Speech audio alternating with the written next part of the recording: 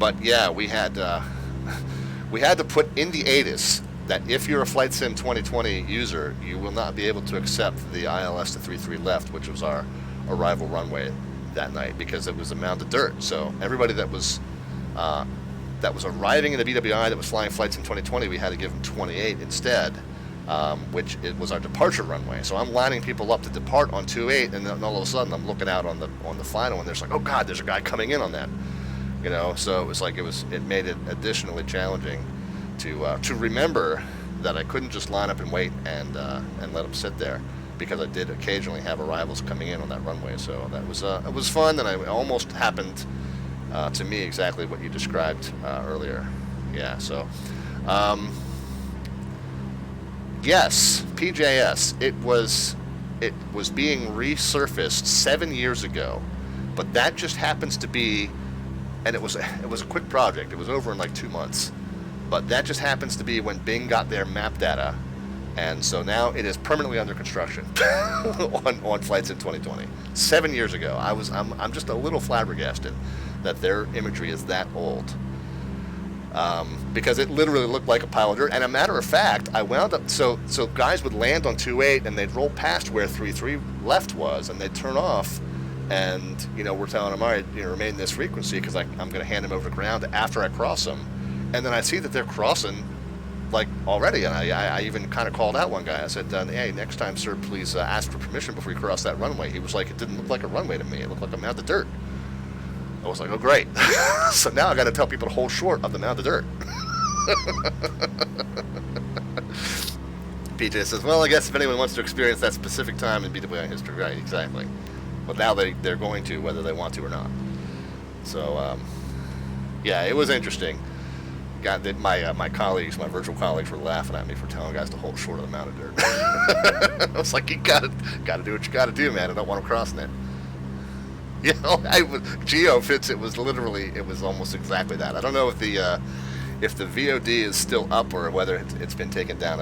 I don't archive I archive the flights to YouTube. I don't archive the ATC stuff. But if that event VOD is still on Twitch, then you should go look at it. Towards the end, towards about 2/3 of the way in, I was literally telling people that landed on 28 the whole shore of the mound of dirt. It's like, well, what else are you gonna do? I don't want them to cross it, so I gotta tell them something. All right, let's take a spin to the engine gauges, guys. We got quite a bit of time to chat here. Magnetic compass still says we're headed exactly dead due south, which is perfect. This is now 1 degree off, so we'll fix that, and then we'll fix that. Kind of let that settle in there. Don't see any land just yet.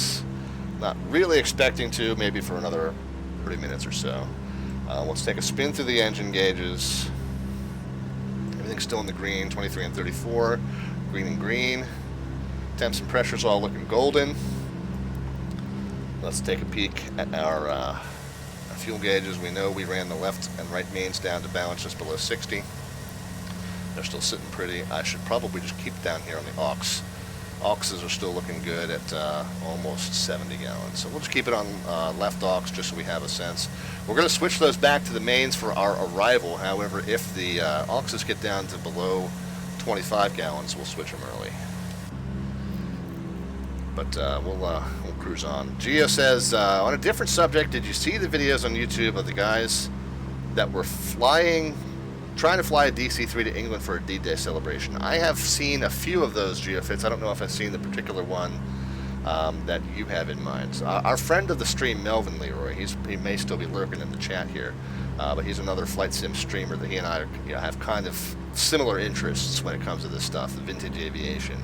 And he did a series on his YouTube channel before he moved over to Twitch of recreating the D-Day. It was sort of the D-Day anniversary last year, a year before.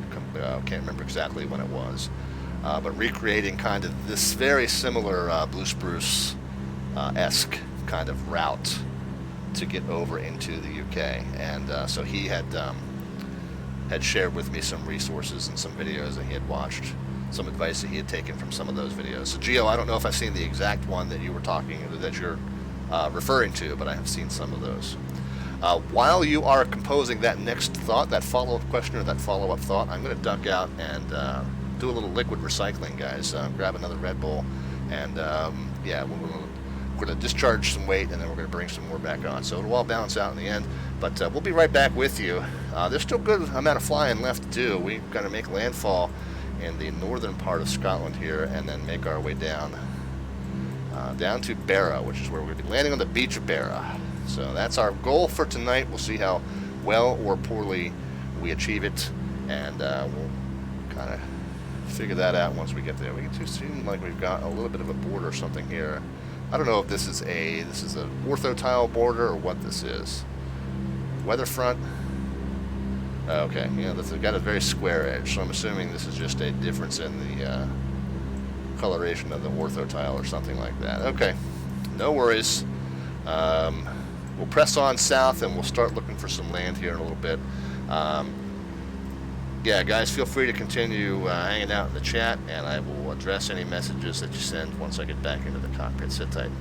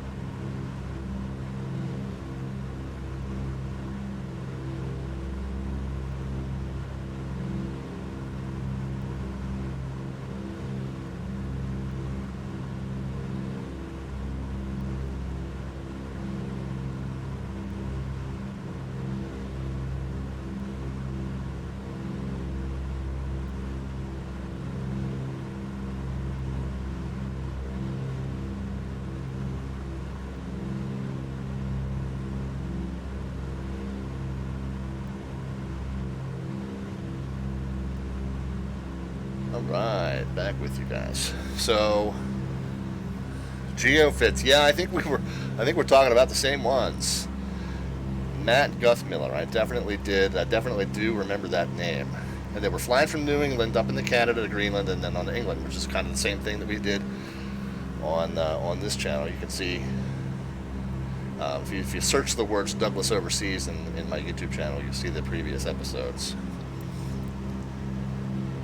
Barely made it because of mechanical issues. I remember seeing one. I forget which leg they were doing. But I definitely remember seeing one where the fuel consumption on one engine was like way higher than they anticipated. Yeah, Matt's a GA pilot and has a pretty cool series of flying around, and did one where they were flying around Alaska. Yeah, including a trip over to Russia where they were detained because they didn't get the right permits to go. Oh my god. Well, that's one good thing about flying on VATSIM is you don't have to run into that. Actually, Geo, I was flying in Ogden, Utah. I was landing in Ogden, Utah, and was doing a visual. Actually, let me show you, because this is, it's a visual. It's worth a laugh. Ogden, Utah is just up on the north side of Salt Lake. Yep. So I was coming into Ogden.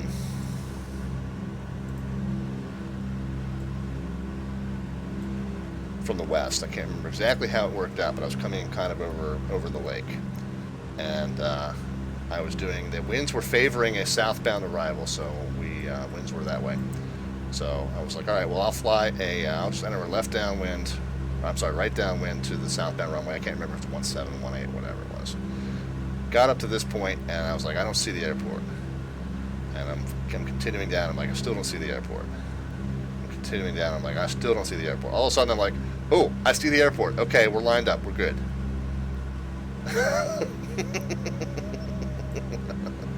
That is Hill Air Force Base. That is not Ogden Hinckley Airport. And I taxied off, and I was like, wait a minute, this does not match up with anything on the taxi diagram. So then I'm like, well, you know what? Sometimes the taxiways layouts, they change a little bit. Oh, you know what? I'll continue that story in a minute, but it looks like we need to go ahead and descend. So we're not quite VFR legal here. Let's go ahead and descend a little bit, though.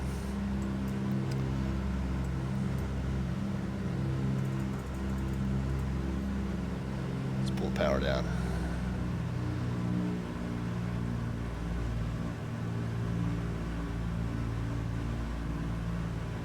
Anyway, I saw that other question about SkyVector. I'll answer that in just a second.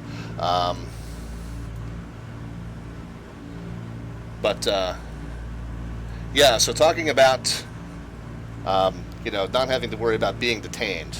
So that was the one post-flight summary, and what happens is I fly these flights, and then I write up a summary that ends up being the YouTube video description, and then I post those to my other social media. I'm going to be careful. I hope that I'm still over open water. Anytime you're in a blind descent like this and you're not following any kind of instrument airway, this is how pilots get killed, guys. Don't. Yeah, take everything you just saw with a huge grain of salt.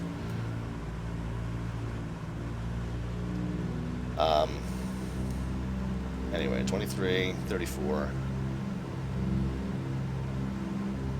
Yeah, I mean, I have relative assurance that I'm still over open water for at least another 20 minutes. But you never want to take that chance. It's also not really realistic that we would not have the availability of air traffic control here. So, you know, there's some... Are we over land?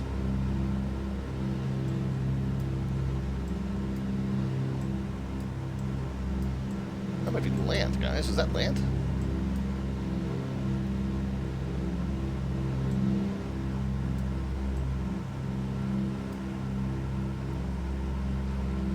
Now I'm really confused.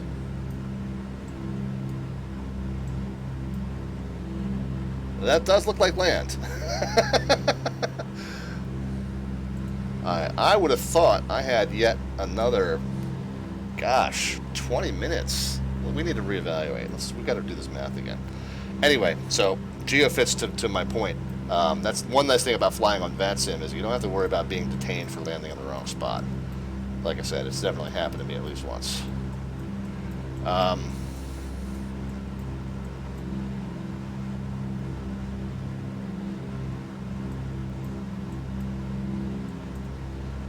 So coming south, 175 miles. I would have expected that to take about an hour.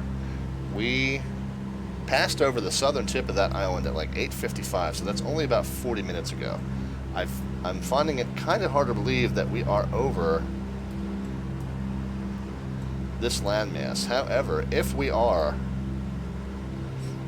the thing for us to do... Oh, wait a minute. Sorry, this landmass down here.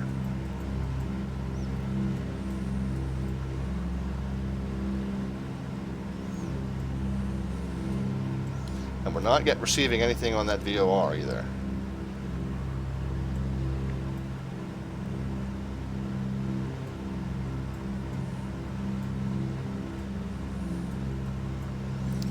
If we are, though, the thing for us to do would be to turn to about a 220.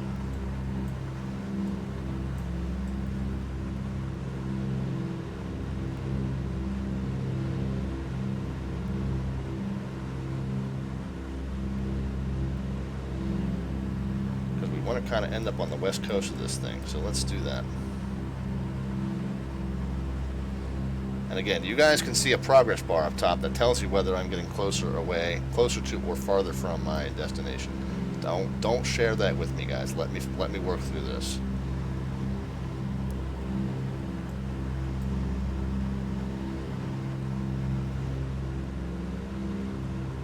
I'm actually going to put a few extra degrees of right correction in. I want to find the west coast of this thing. Worst case scenario, now obviously it looks like there are some little restricted airspaces as we go down here, but worst case scenario, we follow the west coast of it down, and that'll put us at our destination. So we'll yeah, we've either made really good time, or we're over some sort of uncharted land here. And it looks like we got to descend a little bit more too.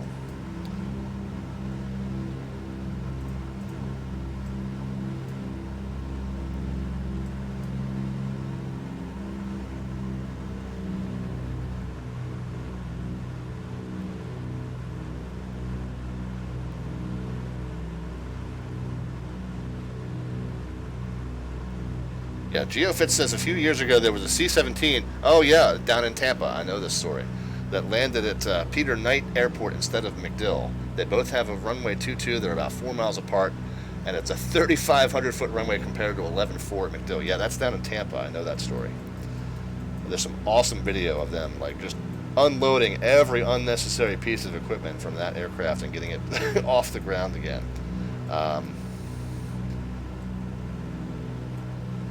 Yeah, that's these two. My goodness. Yeah, they were on approach here, and somehow they saw that and landed there. It is not that hard to do. I'm surprised it doesn't happen more often sometimes. There are some specific remarks in multiple documents about avoiding confusion between those two. Yeah, I would not be surprised.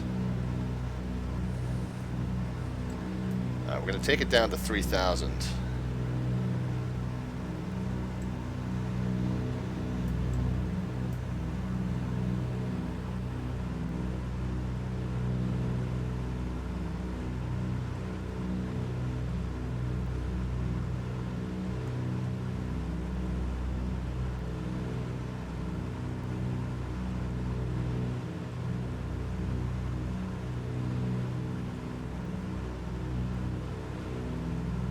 So Mick Hollis was asking, Mick Hollis, not sure how you'd like me to say that, but Mick, you were asking about SkyVector. It is a completely free site, completely 100% free. Now the catch is, outside of the U.S., it does not have the same level of detail. So the U.S. has all of the actual FAA sectionals, all of the FAA low IFR, FAA high IFR charts. Outside of the U.S., you can very easily see from a distance that outside of the U.S. that the level of detail is not nearly as high. even when you zoom in here. You got all these VFR charts, but the level of detail is not nearly as high. So that's, you know, so the outside of the U.S., those charts are kind of watered down a little bit. Don't have the full amount of detail that you get in the U.S., but it is a free site. So 24, I'm sorry, 23 and 34.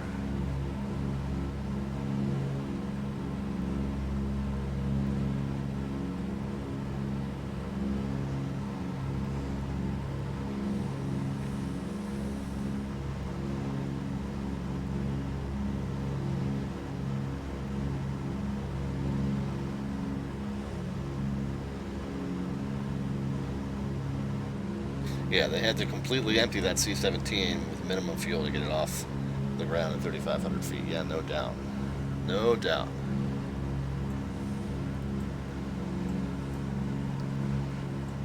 Alright, so where are we, guys? Where are we? We've made landfall here somewhere. And so we're coming up on a coast, so I'm going to follow that coast southbound.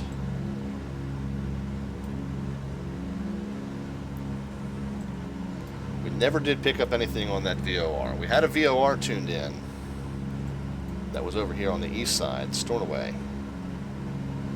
We never did pick up anything there. So I would be surprised. I mean, I'm kind of thinking we made landfall. We probably stayed on a 180 course for a little bit. But I feel like we should have been heading right towards that VOR, and now we're not. But now we're headed on like a 240. So maybe, you know, I'm guessing here. I'm guessing at our position. Kind of doing a 250. So we might end up over here, kind of near that bay there.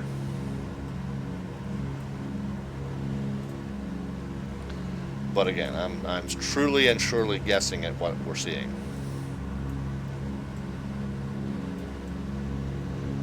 I don't really see that bay. As I look up and down the coast, I don't see that bay. So I don't know if that means we're much further north or much further south. But we will continue to track it south until we hopefully see something that we can recognize from the chart.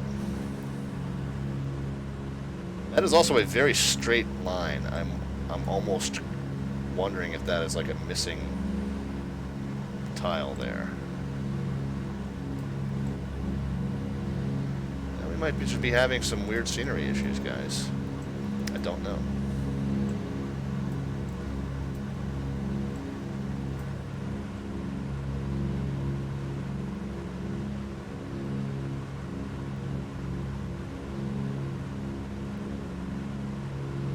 Fortunately, the weather's cooperating.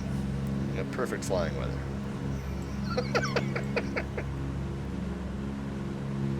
Redneck, you are the master of finding where you are. Amazes me every time. I have copious amounts of stupid dumb luck. Yeah, that is a very squared off. I have a feeling that is just a missing tile there. I'm going to go ahead and turn south and follow it, but we'll see what we can make of it.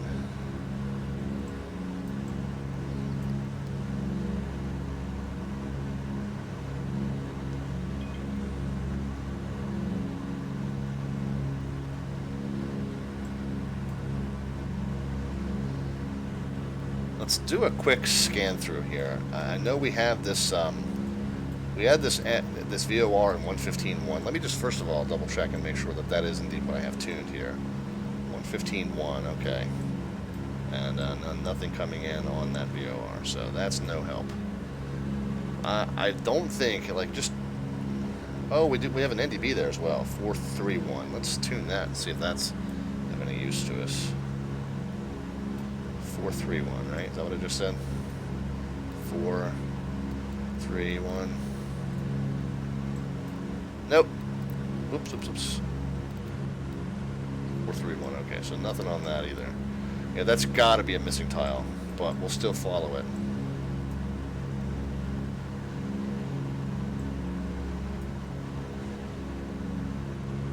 Presumably that's going to be about a 180, plus or minus magnetic. It's the edge of the flat Earth. Yes, we found it. Conspiracy no more. It's been proven.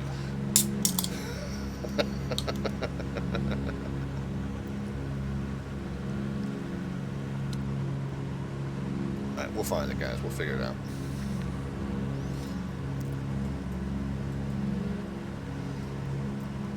Is it possible we wound up over this land somehow? That we is our navigation so far off that we wound up over here? Are there any nav-aids we could tune? 364. Let's just do a scan of any nav-aids in the area and see if any of them pick up at all. 364. 1, 2, 3, 5, 6. No, nothing on that one either. I found Atlantis and her missing tile. I would, well, is it possible? No, we're not. We can't be that far off. But 315 would rule that out.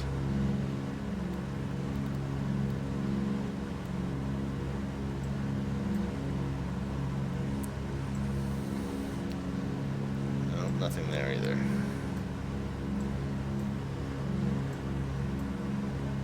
It just seemed it was a much shorter time. A much shorter time than I expected. So it's got to be a close landmass.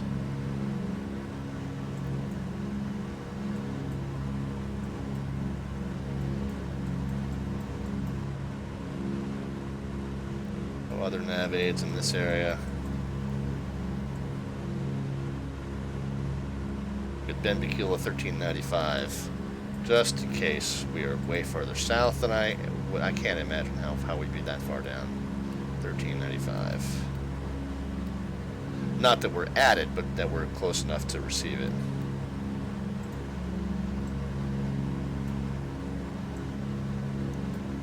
No, still nothing? Alright.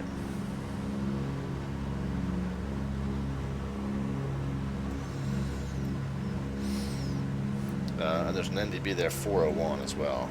I'll tune in just for there. Again, just really to rule it out at this point. 401.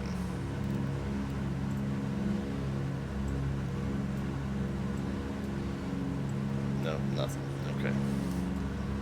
Alright, so our most probable receivable land, our nav-aid is going to be these two. So we'll return the radios to those.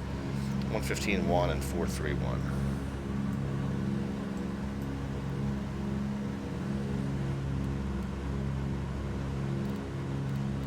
15. Oh, there we go.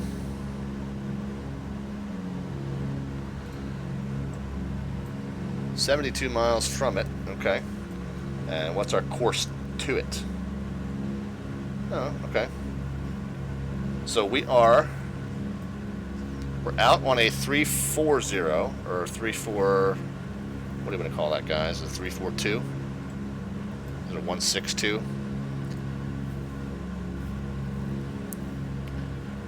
342 and 72 miles.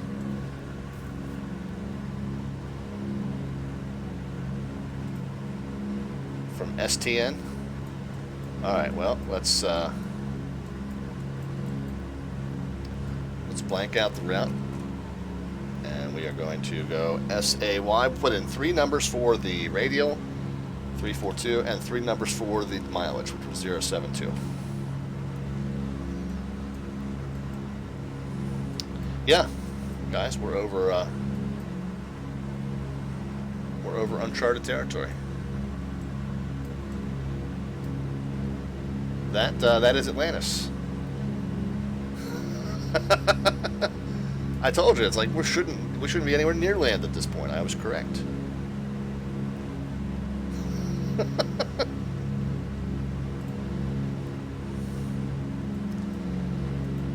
Alright, that's truly bizarre. This is a restricted airspace that we're in, no wonder. All kinds of secret stuff going on up here.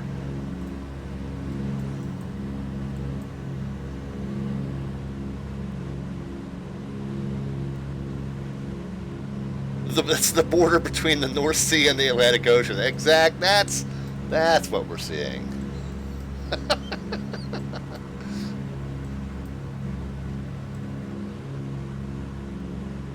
we go.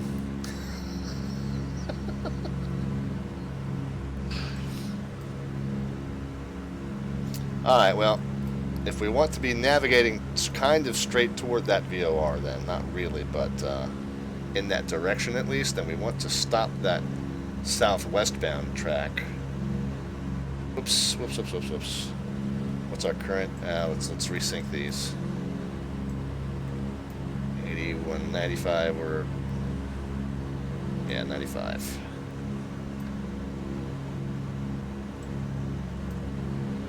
So 195, 195. Alright, so let's track, basically let's track directly toward that VOR. So we want to just keep centering it up and now to a 158 essentially.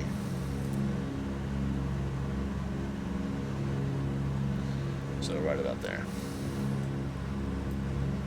So yeah, I don't know what this garbage is that we're navigating over. It's a stray land tile that floated out to sea after the great X-plane tectonic catastrophe of 2020. But anyway, so we're back on track now. Let me catch up with some of these chat messages. Sorry guys, I had to kind of troubleshoot this and figure out what the heck was going on. So PJ said, remember that my first add-on for 2002 was the Ready for Pushback 727 100 and 200. I'm having flashbacks learning how to operate the nav systems. Yeah, PJ, yeah, so that's like this coming Friday when we fly the 727 100. That's exactly what we'll be doing, is radio navigation through the entire route. So, time to sell the coordinates and retire. Yeah, man. Hey, we've discovered land. We'll call it Slantopolis. We'll set up a settlement right here on the corner. Everybody, beach, waterfront property for everybody. There you go.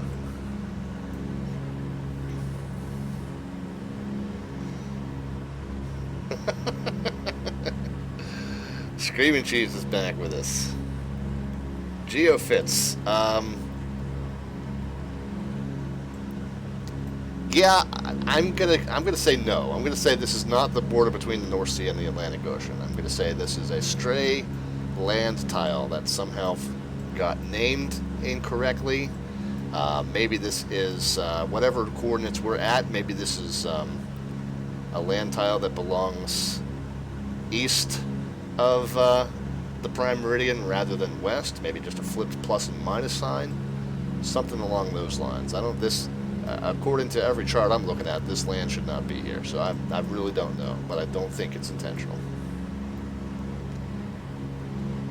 Yeah, the Bermuda Square, right? Well, we don't know. Mork, we don't know. The end of the other side of this could be a big long hypotenuse. We do not know.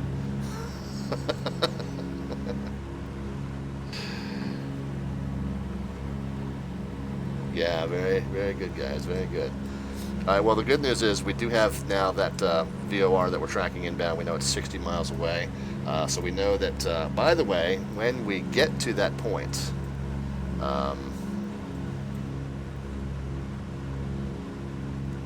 and we can actually, we're tracking kind of toward it, but we don't need to. Let's do another reading of where we are, and let's just plot us back onto our course where we're going to kind of go directly to our destination. No need to veer all the way over this way and go down the coast if we now have a means of plotting our position, right? Let's do that. We are now on basically a 159, right? So what would that be? A 339? 339 and 57 miles. So we're at, say, 339.057. So now, yeah, we're tracking kind of toward that. But let's turn to now a 190 and start heading down more that way. when we get close enough to this VOR to receive it, we can start doing the same thing with that, and we can keep accurate tabs on our position as we do that. So let's turn to a 190.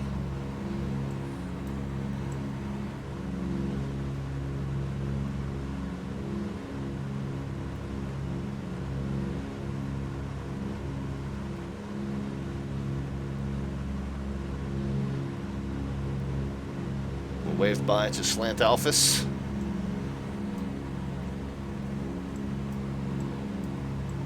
We'll see you on the return.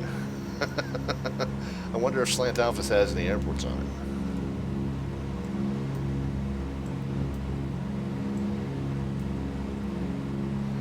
Oh well. We'll find that on our way back over there. On our way back over the ocean, guys.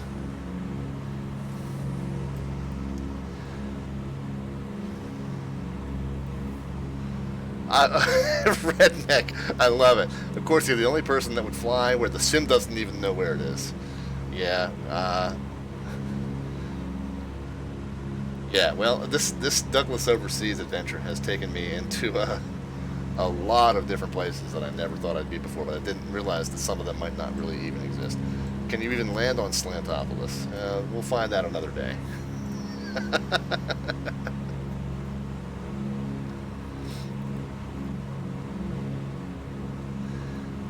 Oh, what Geofits was talking about, says PJ, it does actually look pretty cool. The two seas meet, and if you ever Google it, look it up, because it is bizarre. It's like black and blue with a line of sea foam, because of the glacial sediment runoff. It's not technically where the oceans meet, but it's where the glacial sediment runs off. Okay, I got you. That does sound vaguely familiar. I think I have heard of that, in fact. I got you. And Geofits, I didn't catch on that was the joke you were making, man, or that was the reference you were making. I thought you were making a joke, bud. I'm sorry. That's awesome, though. What fun.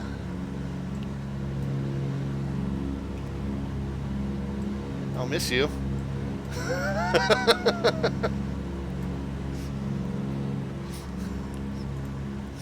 That's too funny, guys. Too funny. Alright, well, the good news is, like I said, and we can see we're not now tracking toward that VOR. It is slowly but surely being passed over at our left side here. It's not a bad idea, it's real quick while we're thinking of it, to run through the engine gauges, make sure everything's still in the greens here. Let's get another update on our fuel capacities. Just make sure that we don't need to switch back to the mains just yet. I don't think so. Yeah, we still got 45 gallons each side. The mains have 58 gallons each side, essentially. Okay, so we're good. We're good.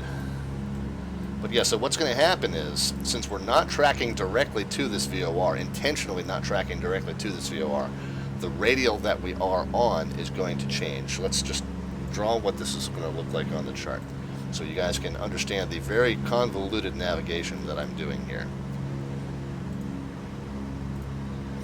Anytime you've got a VOR with DME, you can essentially know exactly where you are at any given time.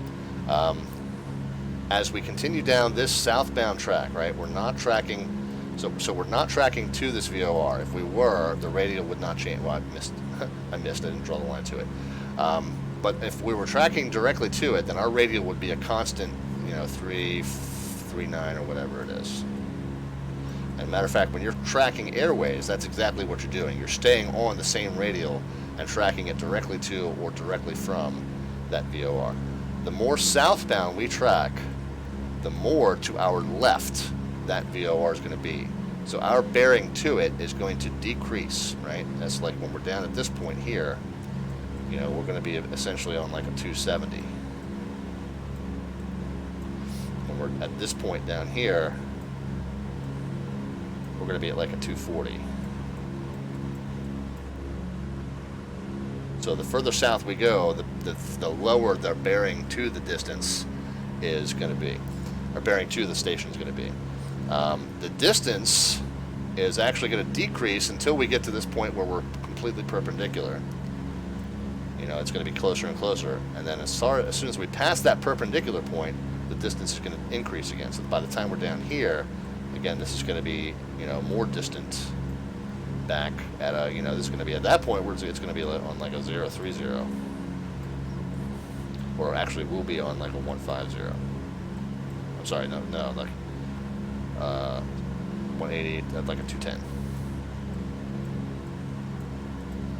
Below minimums is here. Yeah, we've got the face cam. A lot of drama went on with the household here. We had to move the sim from one room to another. We decided to combine the ATC computer and flight sim computer and do it all on one.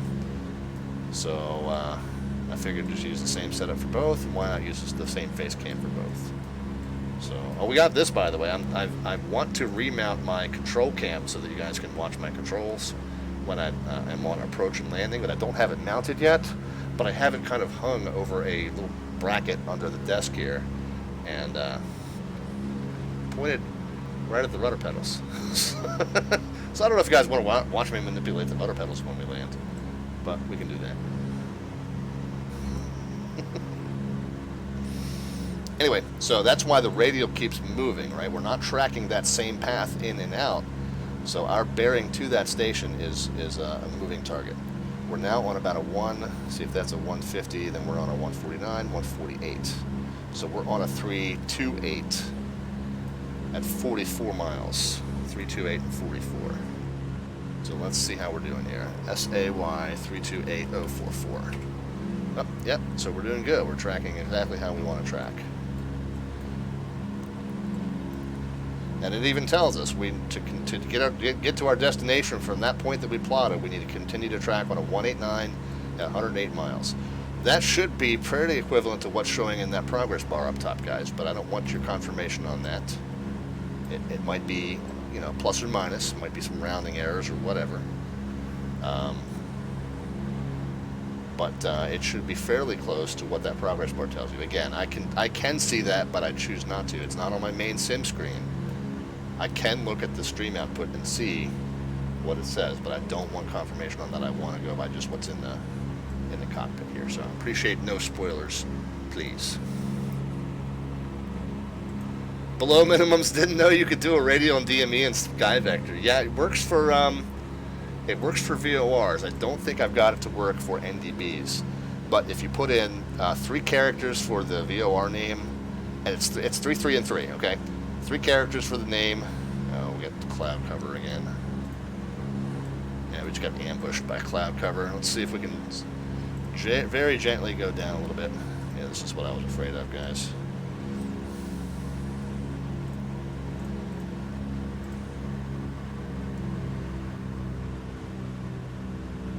This is when you see the difference between a sim pilot and a real pilot. Alright, we're 20, suddenly back out of that, so we'll just drop to about 2,800.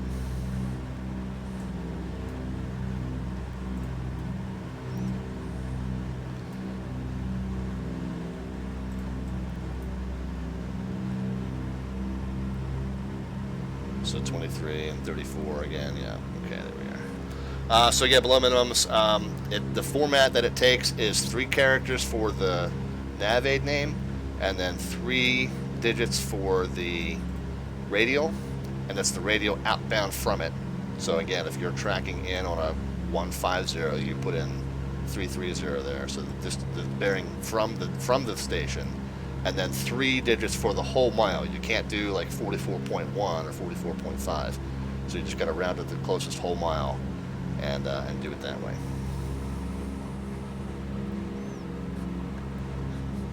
Minimum says, yeah, I've been using SkyVector for years. That's exactly the same format VRAM uses when you're on center and you're giving somebody a shortcut. Right, yeah, I've seen that pop up in people's flight plans too, and not just on VATSIM, but on FlightAware, on real flight plans. So same exact format, but yep, I'm assuming that's done intentionally.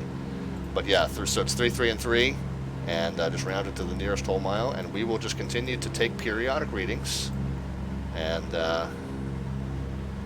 just make sure that we're continuing to track toward our destination. The other thing I can do, I don't want to look at VATSIM.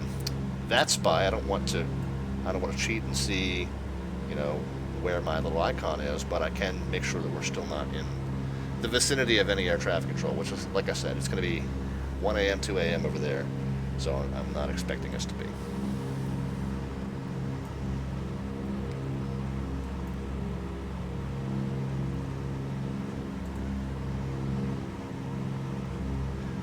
Okay, so that's the typed command for the amendment. Yeah, I do all my controlling on VRC, so I'm a very point-and-click kind of guy, and I don't really have a desire to do more realistic controlling tools. I know that VRC is very much a simulated controller's radar scope program. But amend, and then the CID, and then the route, and then the amendment. Yep. Gotcha. Yeah, but low minimums loves the type commands for VRAM and VSTARs. It is tough to learn, right? Yep. VRC is very point and click. So those of you who are new to the stream, if you ever do get a chance to watch me do virtual air traffic control, just keep that in mind. It is definitely a virtual air traffic control. It's not that realistic as far as the tools that we use.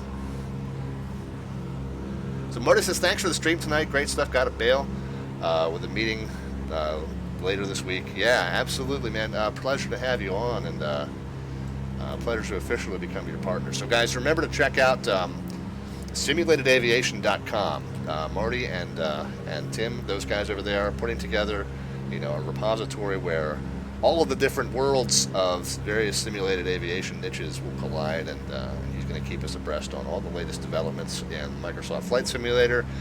There's groups there for bush flying. There's groups there for realistic aviation. There's groups there for casual aviation. There are some virtual flight demonstration teams there, like formation flying demonstration teams.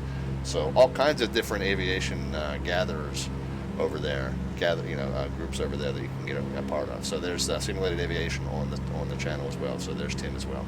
So yeah, definitely check that site out, guys. They've been very gracious to me as far as making us a new partner of theirs, and so definitely show them some love if you would. Got a couple of gift subs coming out. Thank you so much for that.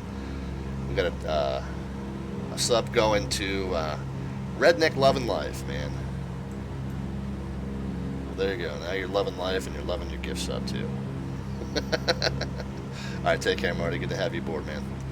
Yeah, we're doing good. We're seeing some land. We're seeing some clouds too. I'm not real happy about that. But I think it probably is time to maybe do another little peek in on our progress.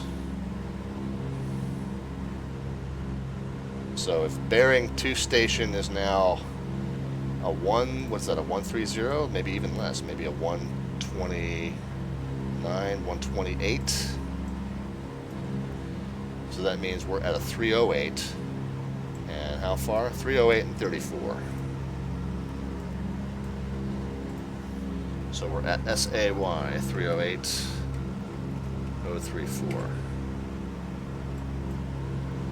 So we still want to fly about a 188 and 91 miles. Should see land off to our left, which I think is consistent with, yeah, I think it's consistent with what we're seeing out the old picture window.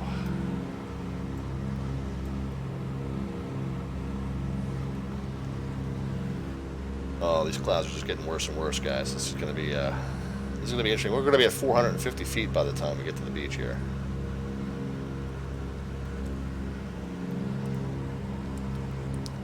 PJ says this is really land now and not a mirage. Yeah, I think this is technically what, Scotland, guys? Am I right? I think this is all Scotland.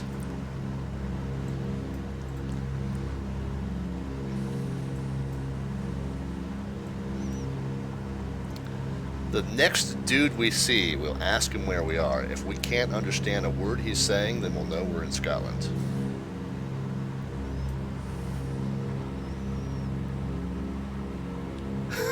Already the airbags or bagpipes or what the heck ever you mean, right? That's awesome.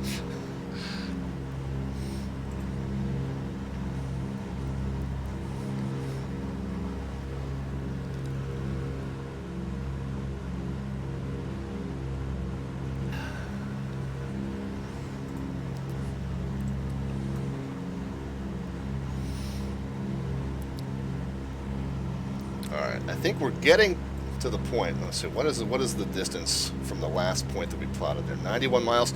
So about a half an hour. What is it? 10:09 Eastern time now. What time did we say we'd be down? So what is that? 0209 Zulu. My prediction spreadsheet, which if you guys are interested in how I do the math, you can check out the tutorial on my YouTube channel. My prediction spreadsheet says estimated touchdown time is 0036. I'm sorry, 0236. Estimated block time 0241. So it predicts we've got exactly a half an hour left. So if SkyVector is telling us we're 90 miles away, 30 minutes, that's 3 miles a minute, that's right on the money. Right on the money. We are definitely 500 feet below that cloud layer, so we're good and legal here. You saw nothing. You saw nothing. That's absolutely 500 feet, but we'll make it 510 just to be sure.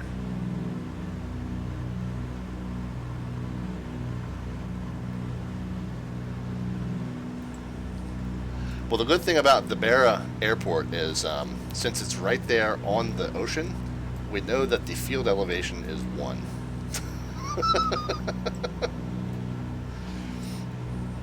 Matter of fact, at high tide, the field elevation is -1.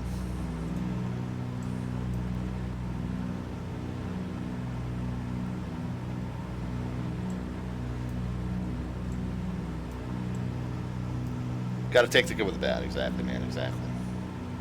Level it out there.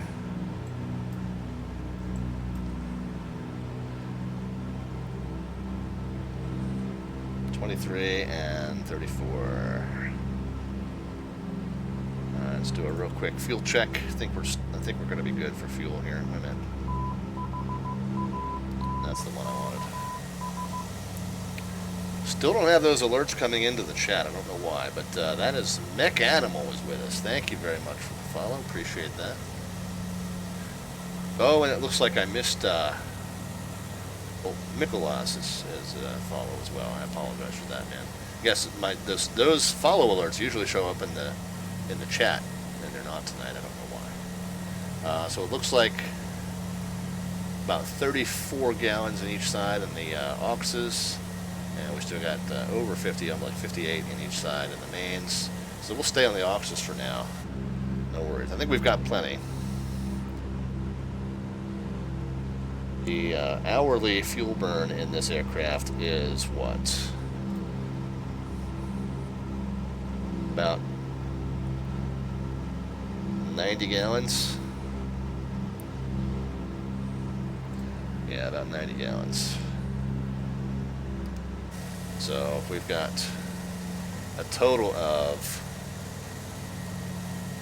35, 70, and then 120, basically 180 gallons there. Well, we've got 2 hours of fuel at this point. That should be an hour and a half more than we need. So we're good. Oh boy.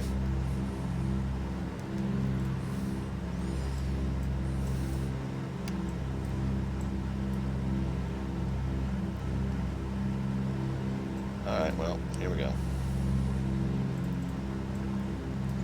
Again, a blind descent is about the dumbest thing you can do as a real-world pilot. As a sim pilot, it's like, meh.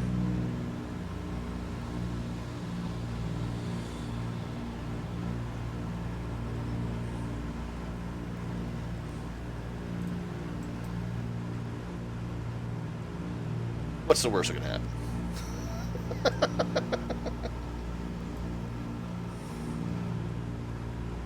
And just like the real UK with the cloud levels, just cross the border and poof. Yeah.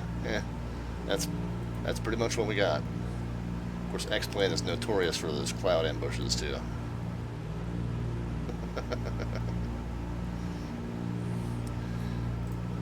Let us see if we can kind of start putting together some semblance of a briefing. Mitar what is this place? EGPR? Oh, there's no weather profile there. Okay, well that's good. What's the closest one we got?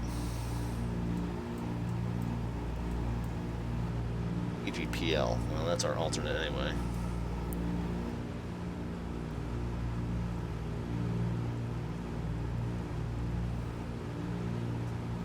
EGPL.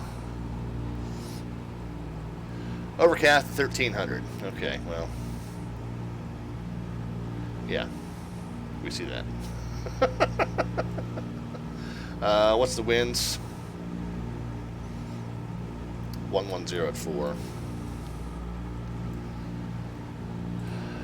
I will confess, guys, that ever since I've been putting these points into the sky vector off of this VOR called Stornoway, and the identifier is SAY, Sierra Alpha Yankee, say, I've got a Michael Jackson and Paul McCartney duet stuck in my head. Say what you want. And then we get into we very quickly get into the part where I don't know the lyrics, so that's all the singing you get from me tonight.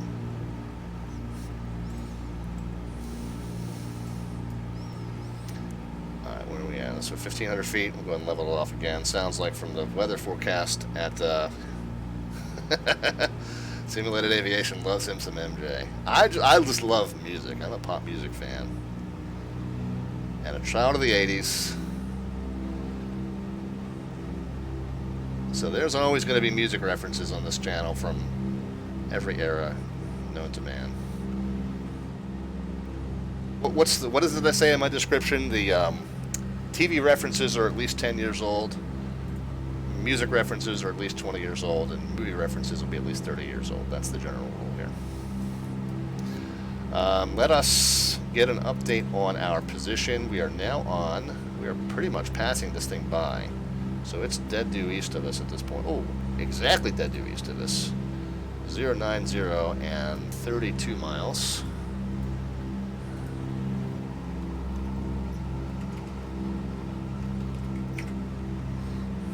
Whoop, 270. It's 090 from us, so we're 270 from it.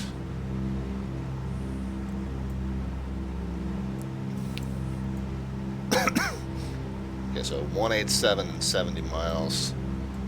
How do we have this VOR in yet? This would be the VOR at our alternate. We should probably make sure we're not about to crash into any rocks here. 113.95 is that one. Let's see if we've got anything on that. 13 and 95. Yeah, we actually got that one in, so that we can kind of navigate straight to. 39 miles out from that. So that's our alternate. If we needed to make an instrument approach, which it's starting to look like we may need to keep that in mind, guys. Also, we do have these airspace designations and what look like maybe some controlled airspace. Keep in mind that there's no VATSIM air traffic control on, and I really don't know anything about the airspace restrictions and the procedures here. There are some controlled spaces in the UK where you cannot enter as a VFR flight. You would have had to have filed IFR. All that stuff is stuff that we're going to pretty much learn on the fly. I know a little bit about ICAO lingo because I've done a little bit of airline flying in the UK, but not really any GA flying to speak of. So all that procedural stuff, there are some pretty big differences. UK airspace is confusing, says below minimums. Yeah, and we're going to kind of be discovering that on the fly. But again, like I said, a lot of these flights, because I'm doing it so late at night, we're not going to see a whole lot of VATSIM air traffic control online for it. Papa Charlie hit the follow button and also put in a subscription. Thank you so much for that, Papa Charlie. Appreciate you being here. We are flying the AeroWorks DC-3. We are, God willing, going to end this flight at Barra in Scotland, the famous beach approach, the famous beach runway. We've got an add-on scenery for XP11 that should model that pretty well. I did test it out, so looking like it was going to be a pretty cool place to visit.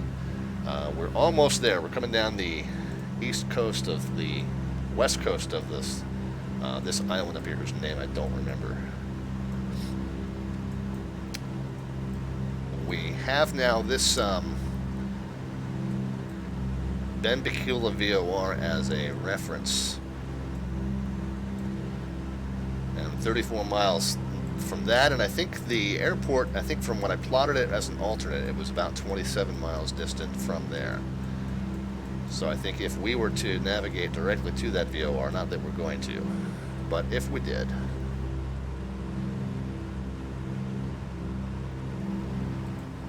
that is where we would be. And we would have, yep, 27 miles to go after that.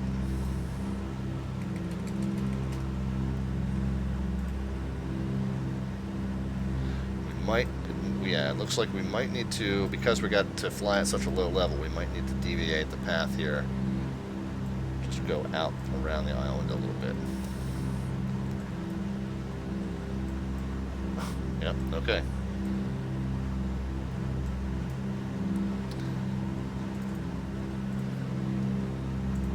We got cloud bushed again, guys.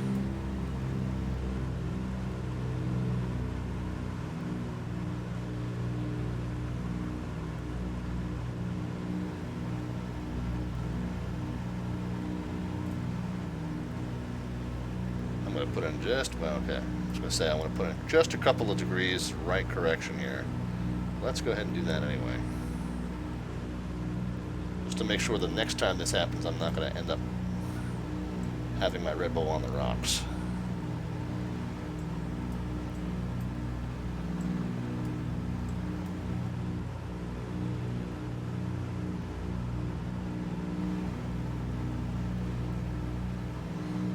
Alright, here's the plan, guys. If we're now at 1,000 feet, that is essentially pattern altitude for this destination airport.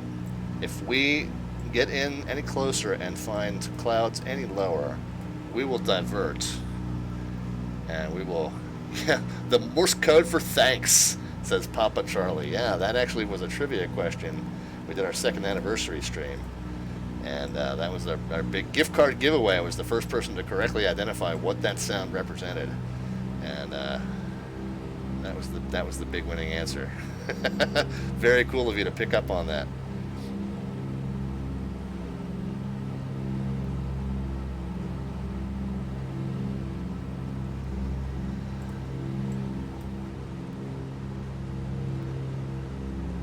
All right. So if the clouds come down anymore, I think our plan will be to divert to our alternate, which we're essentially passing, and we know that we're 26 miles or 28 miles from it, tracking kind of more or less toward it. We're on a 192 bearing to it right now, maybe a 190, and we're tracking at 200. So we're not tracking directly toward it, but we're definitely heading in that direction. So if we needed to divert, we could, and we would have, let's see, EGPL. Let's pull up some charts through Navigraph and see what kind of instrument approaches we have there. Where's my Navigraph charts? There we go. Alright, EGPL. Yeah, that's the one. Benbecula. We've got a VOR DME to runway 6. Well, first of all, what runways do we have there? We get a 6 and 2.4 and a 1.7 and 3.5. Okay. Got a bunch of different VORs and an NDB to runway 6, and then a bunch of different VORs and an NDB to 2.4. So what was the weather? 110 at 4, so it looks like runway 6 would be the runway of choice. What is the difference between these different the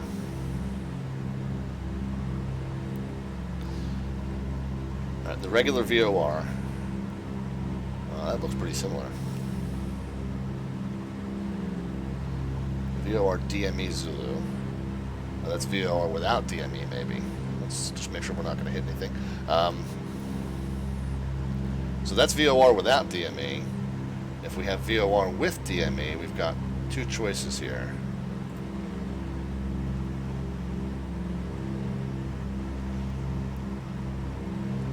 This procedure to be used only when DME at BEN is not available. So that's the Yankee, and the Zulu is the more procedure established outside of controlled airspace. Okay, yeah.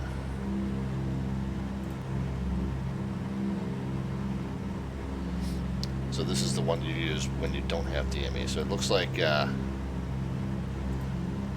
VOR Zulu is the standard one. Okay, but it's a fairly standard, entry from the VOR, and then a 7-mile outbound course, and then kind of a sweeping left turn to join the inbound. Oh, so we could do that if we had to.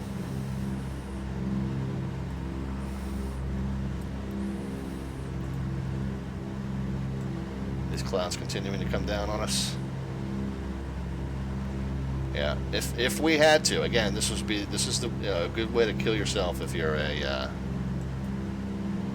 real world pilot. But if we were to lose visibility right now, I think we're pointed in a direction where we can safely say we can make a climb and not be in danger of hitting any terrain. So we would just continue on this straight heading and climb until we were above the cloud layer, or until we were at the intercept altitude for the VOR. So we would basically, at this point, if we had to, we would climb to 3,100, we'd navigate directly to this VOR, and then we'd follow this procedure. So that's the backup plan, guys. That's if we can't make it to the beach.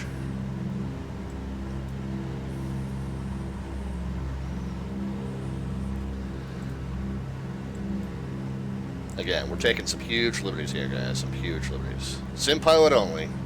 Disclaimer, disclaimer, disclaimer. Sim pilot only.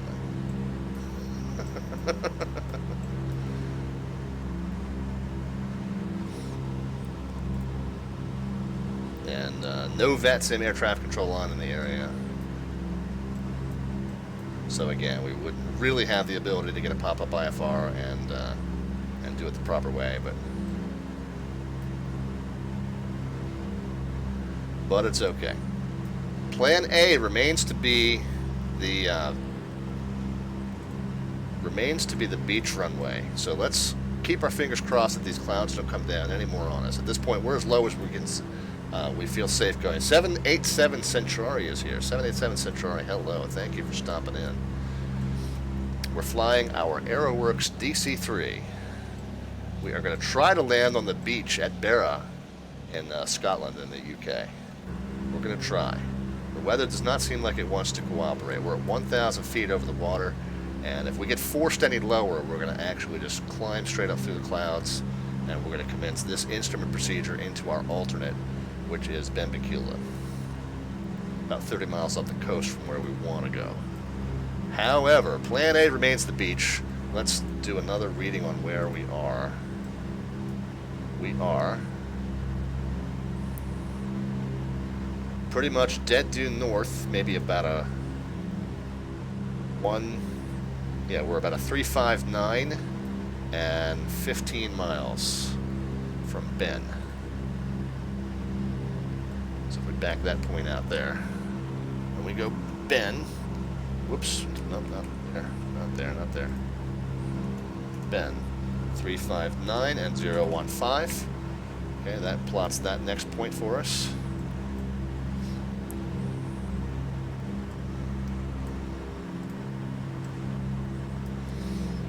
It does look like, just to be on the safe side, we're going to come a few degrees right.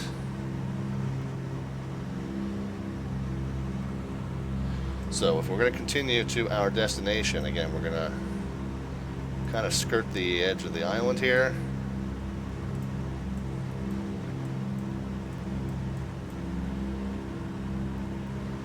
And that's our destination. 316 actually on the NDB. 316 might point us directly toward it, just so we can have some additional guidance.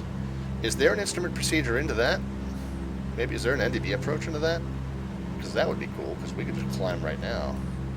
Start setting up our NDB approach. Well, no, we couldn't because we're not receiving that NDB. Well, duh. Guess that answers that. Oh, I'm actually accidentally messing with my gyro there. So let's edge a few degrees to the right here.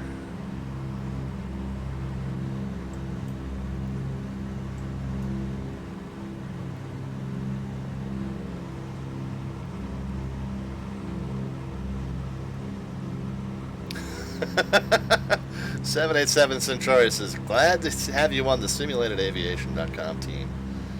Yeah, we were talking with those guys earlier. I think Tim is actually still lurking around here. But no, I'm very pleased. Those guys have been real good to me. Already directed a lot of new friends and followers my way, so can't thank them enough.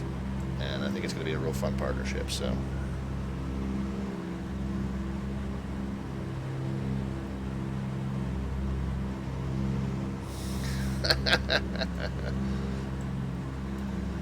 Alright, let's let the heading settle out. Let's resync our gyros because I mixed them all up just a second ago. And then as we round the landmass down there, we'll make a little turn to the west. And we'll track down the coast and keep our fingers crossed, guys. If these clouds stay up where they are, I think we'll be good. We'll make our beach arrival. If we got to go to Plan B, we'll go to Plan B. Heck, man, some nights we've ended at Plan J or K or L.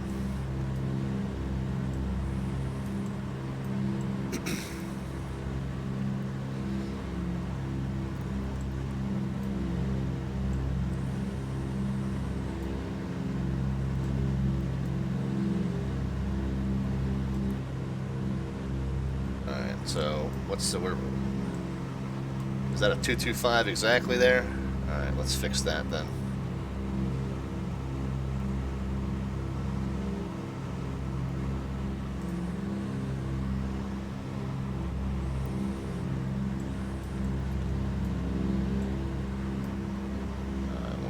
Spin that down to about a 150. We'll kind of eyeball it for now.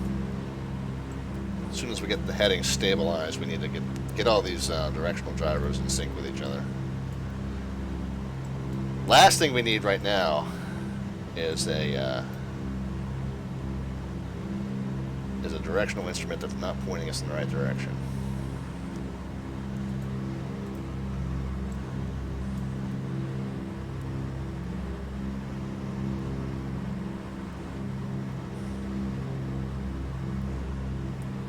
Uh-oh. Somehow our heading mode kicked off.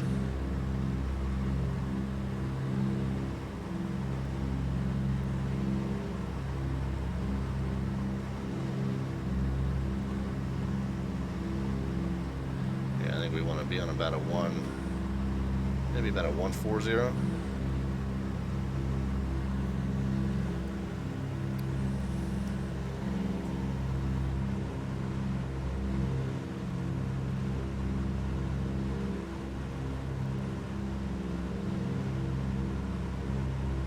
Alright. Alright, let's let the headings stabilize. Let's see if everything is in agreement here. That's about a 133. Alright, so let's set that to the same. We'll give that a second to shake out. Let's do another real quick pass on the fuel gauges, guys. Yeah, we're down to just over 20 gallons in the auxes. Let's go ahead and switch back up to the mains. Right main and left main.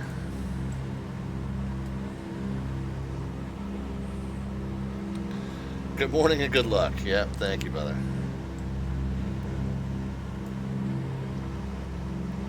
Oh, you were probably talking to Centauri. Okay, my bad. My bad. I'll take the good luck wishes though. It looks like obviously I'm going to need them as well. 139 essentially 1339 there.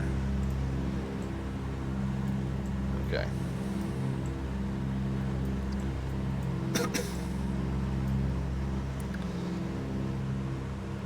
to about a 160. Again, we're basically just tracking this coast down. Let's get another position reading. Where are we?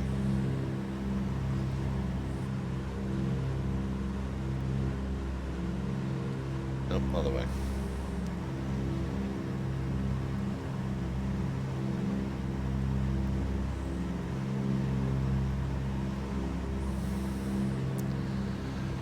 We're at a 330 and 3 miles from Bend.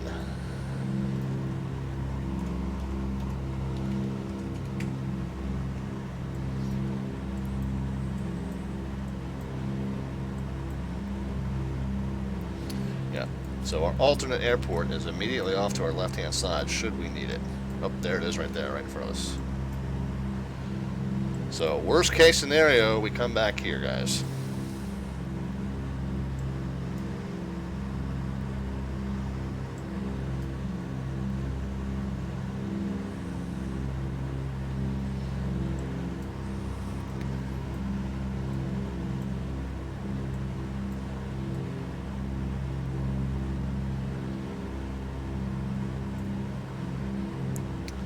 Alright, so from this point, we're going to want to track about a 185. So let's do that.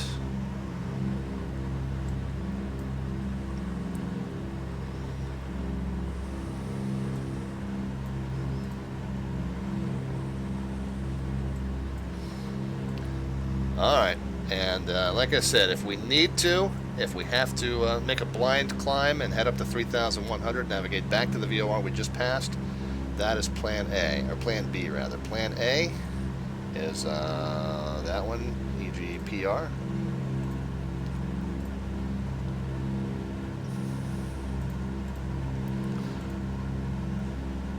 We have RNP approaches to runways 15 and 25, but nothing that we can do without a GPS.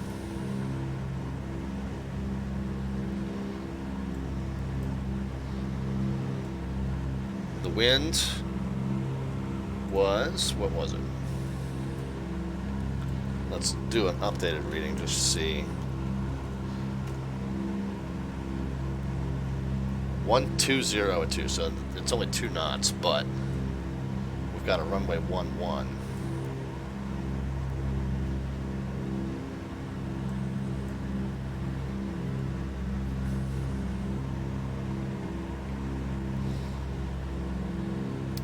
Runway 11 is only 2,200 feet, though. I think our best bet's probably runway 15.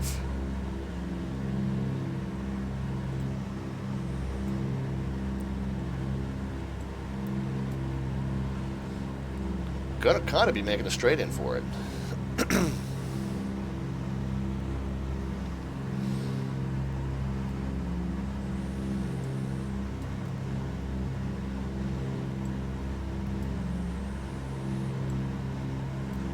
We're 4 miles south of that VOR. And again, we know that it's about 27 miles south of the VOR is the airport. So we can spin this around. Show us our bearing back to the VOR now.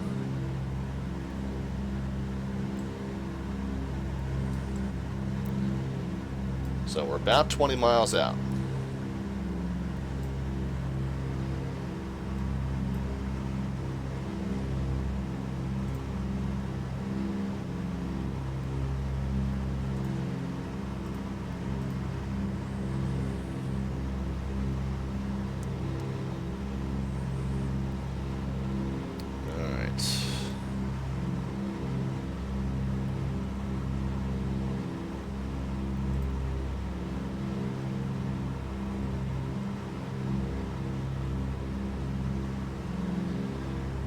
Alright, ladies and gentlemen, we're just about to start our descent into Barra, so we ask that you return to your seats and fasten your seatbelts. Weather there is currently in the high 50s Fahrenheit, overcast with light winds. Cabin crew is going to come around one more time to collect trash and take care of any last minute needs. Thank you again for flying Slant Alpha Airways.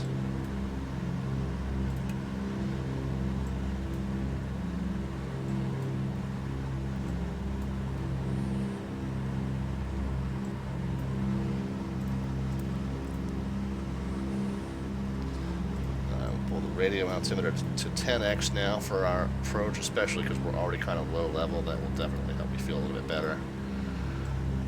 about altitude. Let's see. Seatbelt signs were on. Fuel tank's already been back to mains. And we really don't have to adjust power for descent because we're already kind of descended. Let's see, we can go ahead and put the cowls into trail.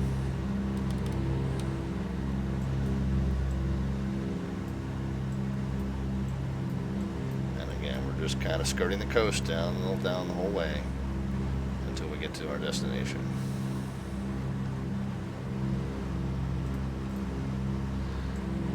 Mix can go back into auto rich.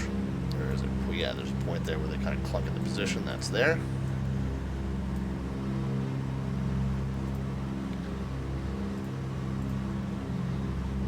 Tail wheel should be locked, and in this plane, again, that's forward, so that's just a anomaly in this aircraft, but that is in the lock position. We can go ahead and turn the fuel pumps on as well.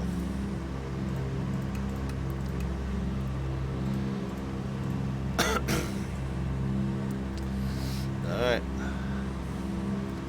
Last thing to do is start our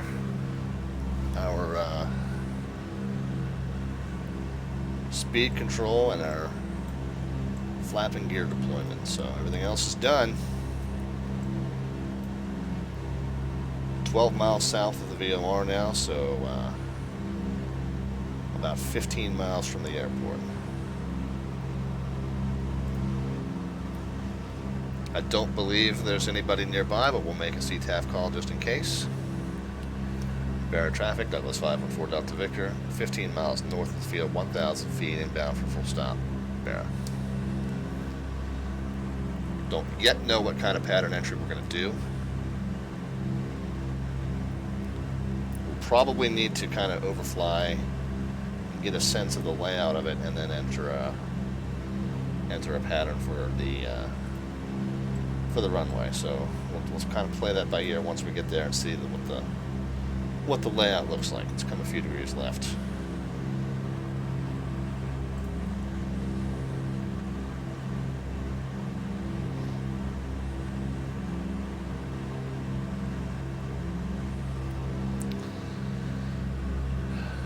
Man, all of these hops so far have been, I'll tell you what, deciding to do this adventure. We're taking this Douglas DC-3. We departed from my home in the mid-Atlantic and flew it up the U.S. East Coast. We flew it up into northeastern Canada. We flew it up across into Greenland, and then Iceland, and then Faroe Islands, and then tonight we departed from the Faroe Islands. We're going to make our first landfall here in the UK. I'll tell you what, pretty much every leg of this journey has been a crazy adventure. Certainly am looking forward to getting this thing over into the Mediterranean area and doing some really cool sightseeing. I know that's we're going to be looking at some places that are going to look amazing. That's right, we passed Slantopia. I like your name for it better than I like mine, actually. Well, you know what? The better one, even, that we didn't think of, none of us thought of, was Atslantis.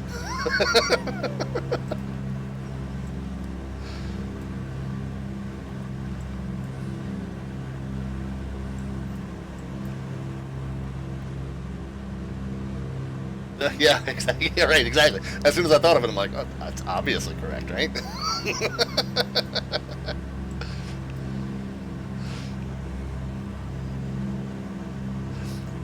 Slantopia is good, but Atslantis is just too perfect. Some dude standing out on the corner. Or no, it's like the bonsai tree. It's the bonsai tree from Karate Kid, guys. Look. Sorry. Got distracted. Where are we?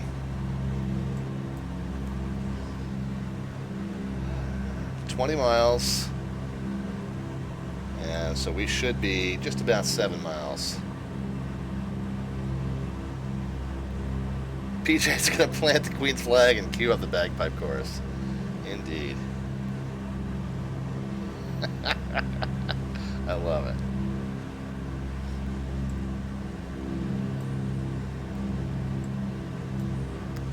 Alright, what's this place look like as far as the landmass?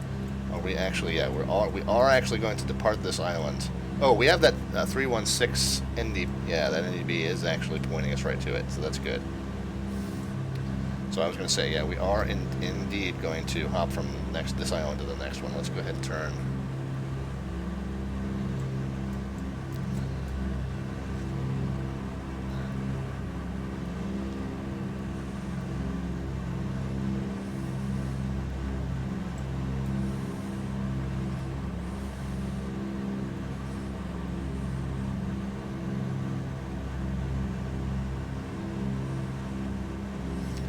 So if we come at it at about a 2-4, it means we're essentially going to be on a a left base, right?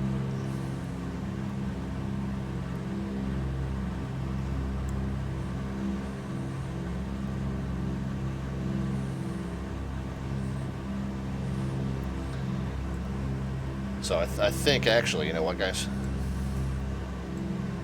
I think that's our beach right there.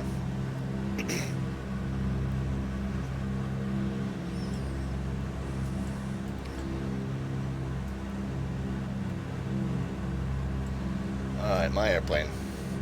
Heaven help us all, my airplane.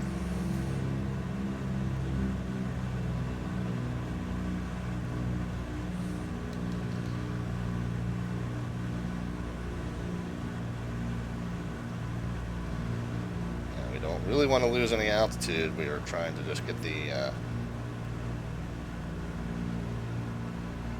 speed down. So in addition to this power down, we're going to power down and pitch up.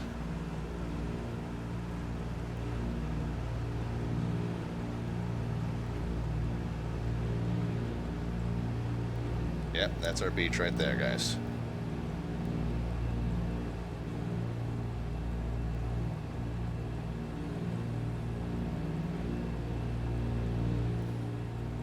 Alright, I'll tell you what, with the tailwind being so light, we'll just do a right pattern to 3-3.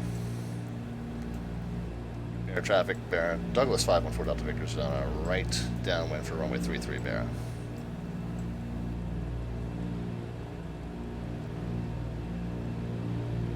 Gonna do a right base there, okay.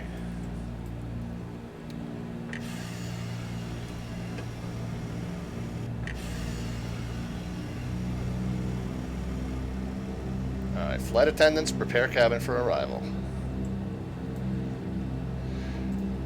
You guys can start putting some guesses into the chat as far as the rate of descent in terms of vertical feet per minute.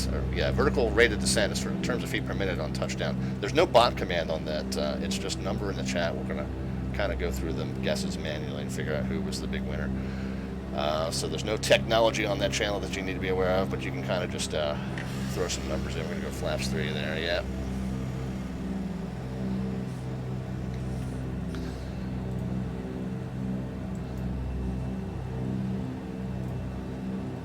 Barra traffic, Douglas 514 Delta Victor's right downwind to right base runway 33 at Barra.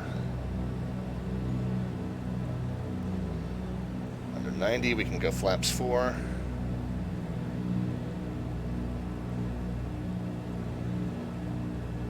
And then we're going to look for, we're going to increase the prop pitch.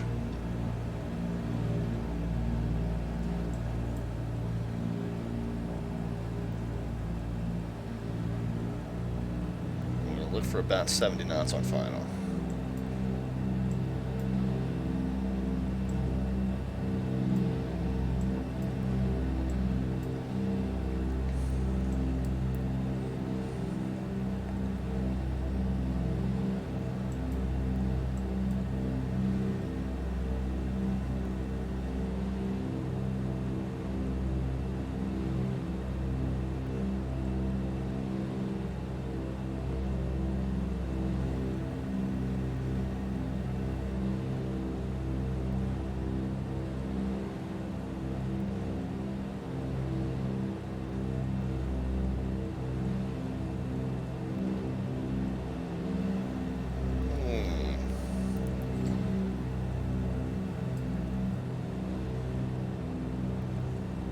This is definitely interesting.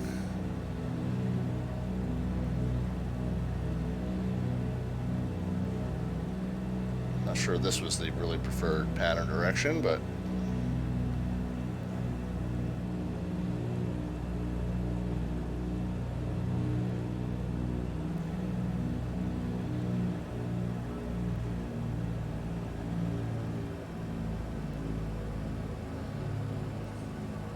yeah, I might have. Yep. Okay, we're running out. Let's go around. Okay, yeah, I was looking at the wrong cluster of buildings. So, yeah, we'll go flaps 1.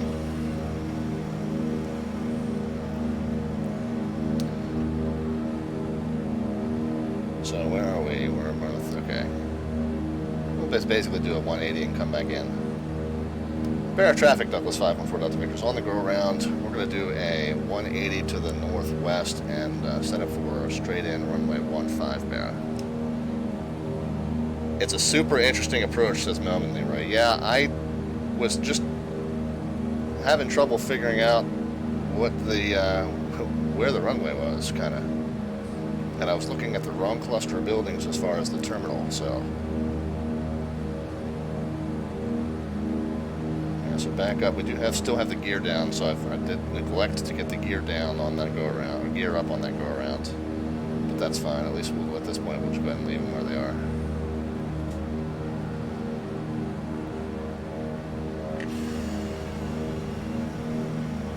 Flaps 2.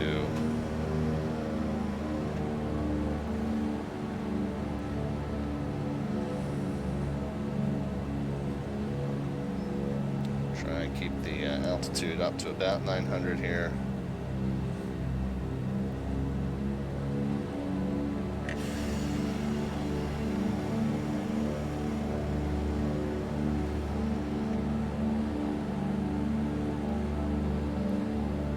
Barra traffic, Douglas 514 Delta Victor is right base to downwind for runway 33 Barra.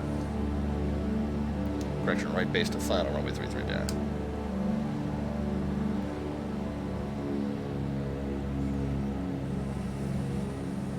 Right base to final runway 15 Barra.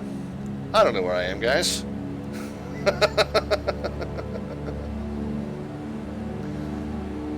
Alright, so at this point I think we're on a good straight in. Yeah, we're going to actually come to the right a little bit. We're going to come right over the terminal buildings, touch down on the beach, and roll it out. Okay. Predictions are already in. If you have any more, you can throw them into the chat. And the mech animal said I couldn't see it either. Yeah, now that I've got the layout a little bit better.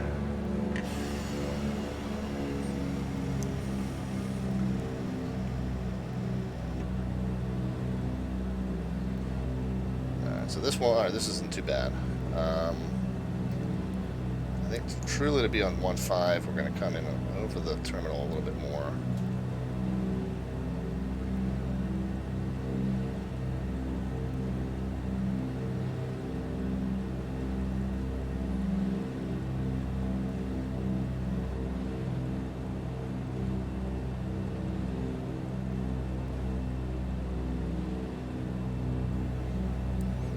Predict Sandy and Splashy, says Melvin Leroy.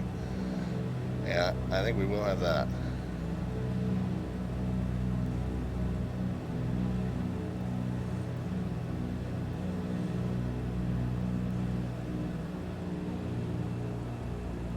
Flying fast.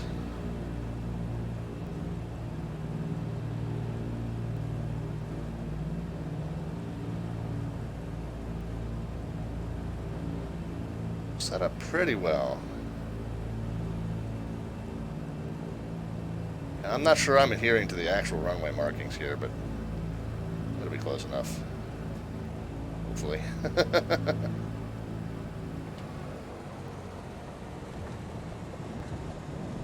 150.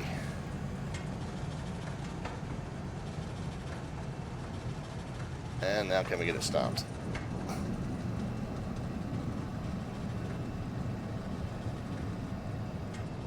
Yeah, probably not the ideal rollout, but it worked somehow.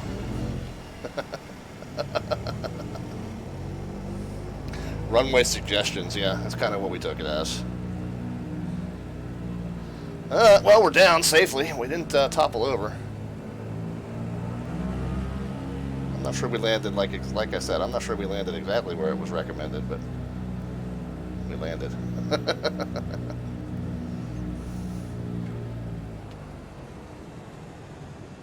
Yeah, at this point, any of the movement I do with the rudder is useless.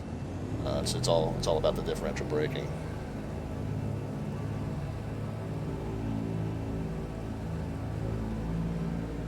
Yeah, hang on, guys. Bear with me. Anytime I go into it, for those of you new to the channel, anytime I turn the autopilot off, you pretty much have to bear with me on the chat messages. I'll kind of come back to, I'll catch them when I can, but I'll come back and go through them once we get the plane parked. But let me just do a couple things here. We get the go back into the main view mode. We're taxiing in. We can anti-collision lights off. Landing lights off, taxi light on, pitot heat can come off, and fuel pumps can come off. Cals can go back into open mode.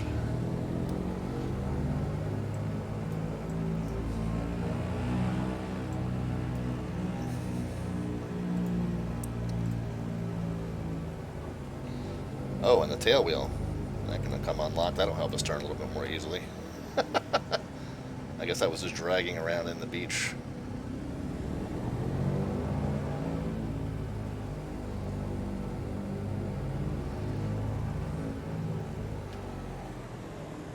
Keep forgetting about that tail wheel. The tail wheel's a new function here, newly correctly modeled function here on the AeroWorks, so I'm still getting used to manipulating that.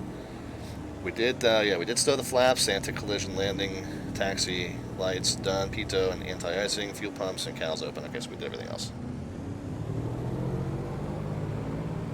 So there's 7 and 2.5, and there's 11 and 2.9, and who knows?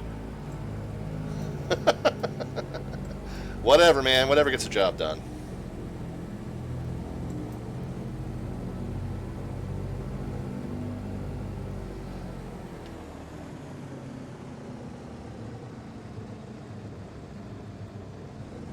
Good that the medic crew was here to meet us.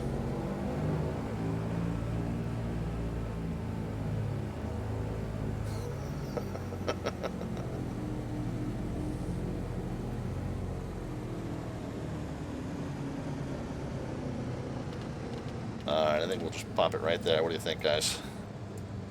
Parking brake on, taxi light off. Again, bear with me just to get the aircraft shut down, and then we'll catch up with all your chat messages there. Tail wheel can be now locked. Locked, I said. There we go. Transponder is already on 1200. We can turn it off.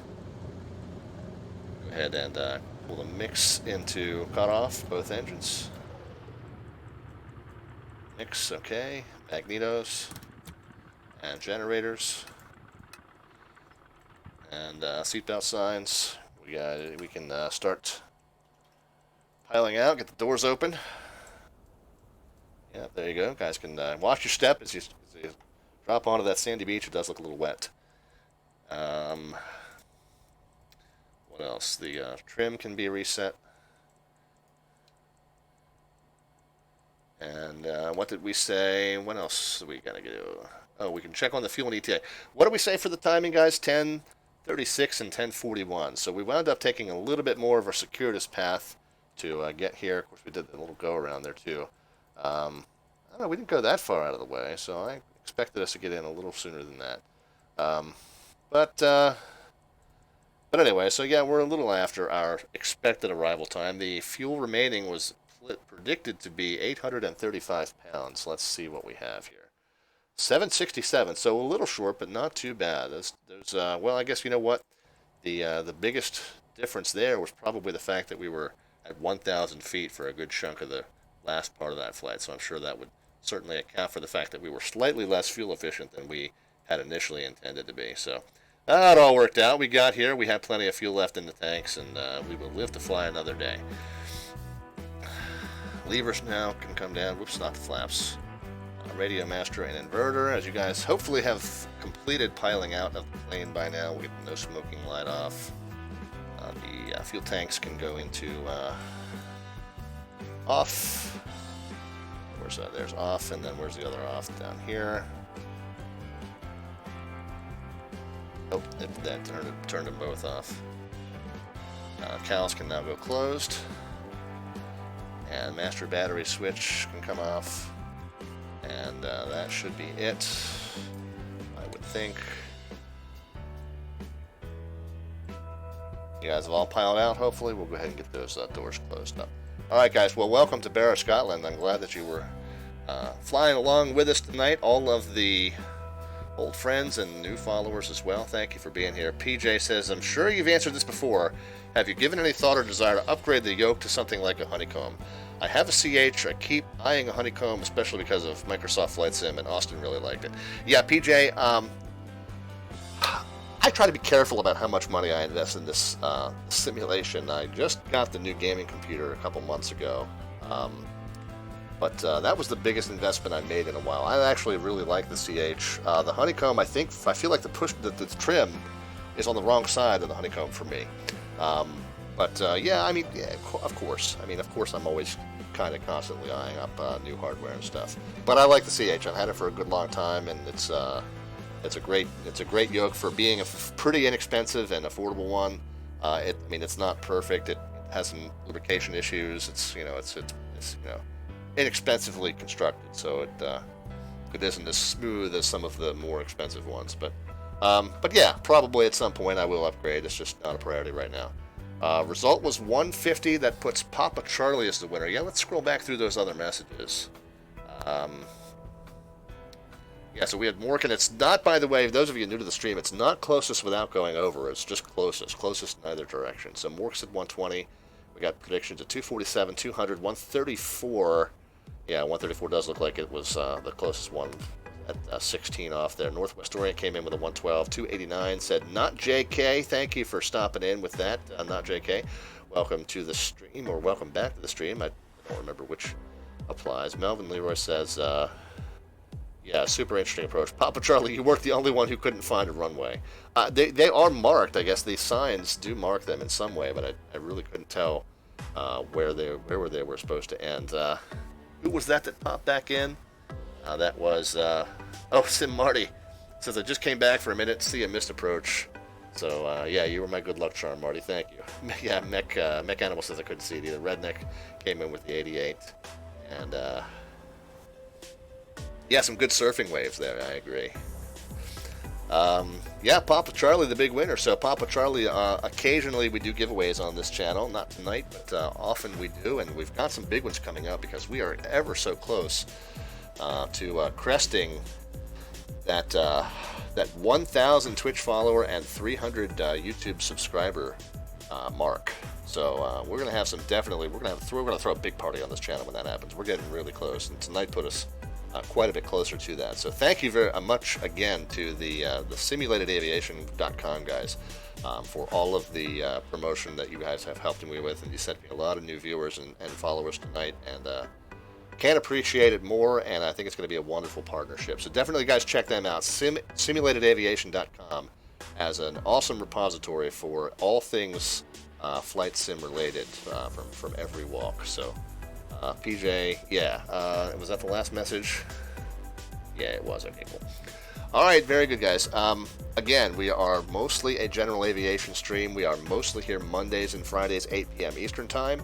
We also do some air traffic control on the channel. That tends to be on Wednesday nights. There are a few occasions where that will appear in the schedule. Well, like when Washington ARTCC hosts an event, you can bet that I will probably be controlling for that, and I'll tend to put those on the schedule. I don't archive those to the YouTube channel, but you can see them here on Twitch live as they occur.